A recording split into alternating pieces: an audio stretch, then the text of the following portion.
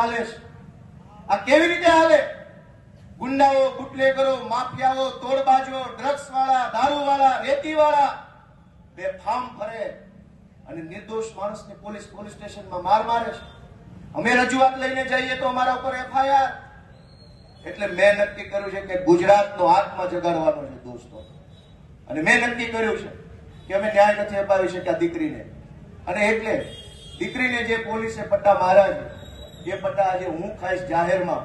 અને મેં નક્કી કર્યું છે કે આ દીકરીના પટ્ટા માર્યા છે એ પટ્ટા મને મળવા જોઈએ અને ગુજરાતનો આત્મા જાગવો જોઈએ.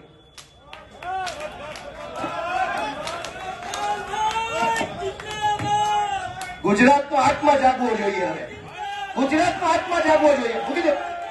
આત્મા જાગવો જોઈએ ગુજરાત આખાનો. દીકરીને પટ્ટા કેવી રીતે પોલીસ મારે? મૂકી દો. ગુજરાતનો દોસ્તો આત્મા જાગવો જોઈએ. આત્માની અંદર લાગવું જોઈએ. દીકરીને પોલીસ કેવી રીતે પટ્ટા મારી શકે? દોસ્તો, આ સજા મને મળવી જોઈએ. આ સજા મને મળવી જોઈએ. જેને દીકરીઓ, ગુજરાત આખાની દીકરીઓ પર અત્યાચાર કર્યા, સજા મને મળવી જોઈએ. દોસ્તો, અમે ન્યાય નથી અપાવી શક્યા એનો મને અફસોસ થાય છે.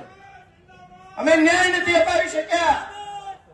દોસ્તો, હું ગુજરાતનો આત્મા જગાડવા માંગુ છું.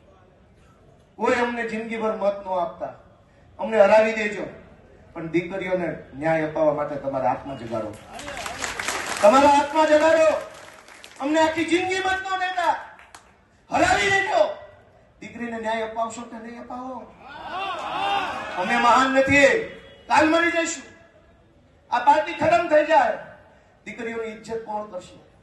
અને આ એક દીકરીનો સવાલ નથી. ઝઘડિયામાં બળાત્કાર થયો, જસદણમાં બળાત્કાર થયો, દાહોદમાં બળાત્કાર, ચારો તરફ બળાત્કાર થાય છે.